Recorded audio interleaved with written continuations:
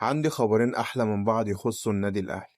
بس قبل ما أقولك أي حاجة ما تنساش تصلي على حبيبك سيدنا محمد عليه أفضل الصلاة والسلام.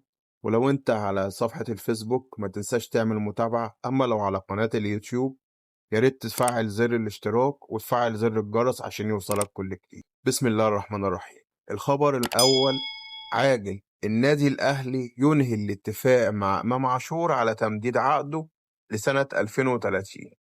النادي الأهلي مؤخرا وصل لاتفاق مع إمام عاشور نجم النادي الأهلي لتمديد عقده لسنة 2030.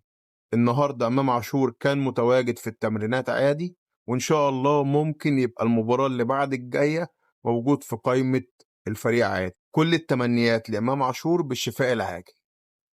الخبر الثاني: خوسيه ريبيرو المدير الفني الحالي للنادي الأهلي أبدأ إعجابه الشديد بإمكانيات عمر الساعي. الراجل مش مصدق إن اللاعب ده كان موجود في النادي الأهلي وهو ما كانش يعرف عنه حاجة، وكلف محلل الأداء بمتابعة مستوى الساعي مع النادي المصري بعد الأداء المميز اللي قدمه مع النادي المصري. الراجل ما صدق أمن على الدكة وبقى عامل مستوى مميز وبيجيب أجوان عالمية مع النادي المصري. كمان خوسيه ريبيرو قال في تصريح غريب إن هو ما كانش يعرف أي حاجة عن عمر الساعي، وكل ما عرفته بيه إنه كان لاعب جه النادي الأهلي ولم يحظى بإعجاب المدير الفني السابق.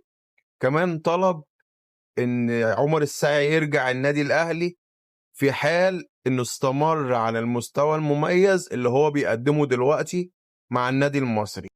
ده في حال رحيل اللاعب محمد مجدي قفشة اللي دلوقتي رحيله بقى أقرب مع النادي الأهلي من أي وقت مضى. ما تنساش تدعمنا بلايك أو شير وتفعل زر الاشتراك، لأن دعمكم لينا هو اللي بيخلينا نستمر. سلام عليكم.